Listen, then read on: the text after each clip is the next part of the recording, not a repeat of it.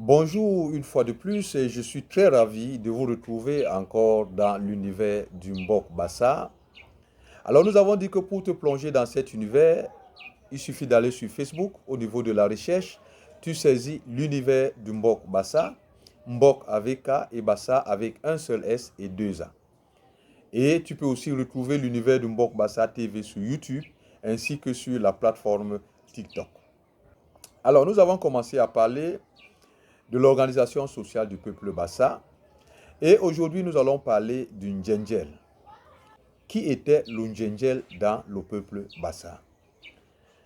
Ndjendjel vient du mot Ndjel, qui veut dire chemin, qui veut dire route. Et la composition du mot Ndjendjel se fait de la même manière que le mot Mbombok. Nous avons dit que le mot Mbombok vient du mot Mbok. Il fallait juste prendre la première syllabe Mbo, mettre devant Mbok et ça vous donne Mbombok qui veut dire un petit Mbok. Cela veut dire quelqu'un qui est pétri de connaissances du Mbok, de l'univers.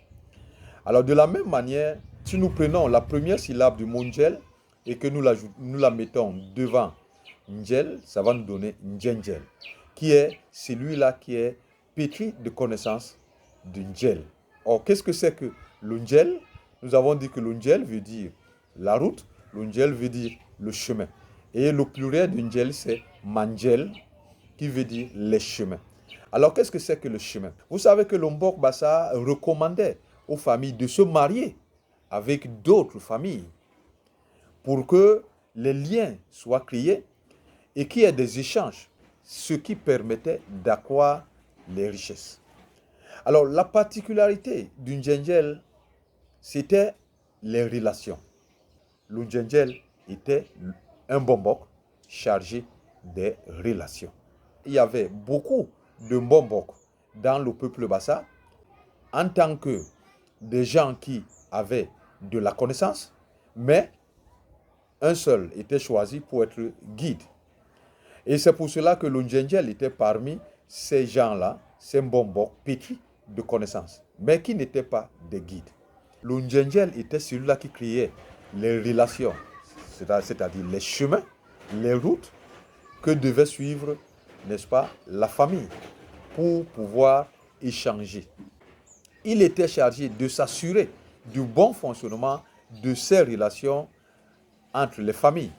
Le Ndjendjel n'était pas chargé uniquement des relations entre les familles, il était aussi chargé des relations avec les autres peuples. Ce qui veut dire que il devait créer des relations avec d'autres peuples. Il devait s'assurer qu'il y ait par exemple des mariages, qu'il y ait des échanges pour que les uns et les autres puissent accroître la richesse. Et il devait s'assurer du bon fonctionnement de ces relations. Et ces relations, c'est ça qu'on appelle les mandjels. Et c'est pour cela qu'il devait organiser aussi des réunions, des rencontres pour enseigner, pour faire en sorte que les gens puissent comprendre ces relations pour qu'elles ne soient pas coupées. Et du coup, vous comprenez que c'est quelqu'un qui devait aussi enseigner.